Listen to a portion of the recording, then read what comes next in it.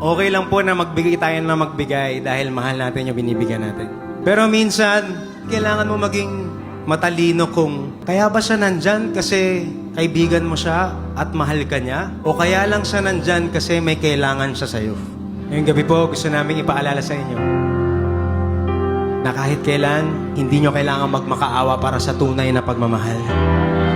Kung alam mong ayaw sa'yo, baka naman kailangan mo na siyang bitawan talaga. Kung sa lugar kung saan ka magiging masaya,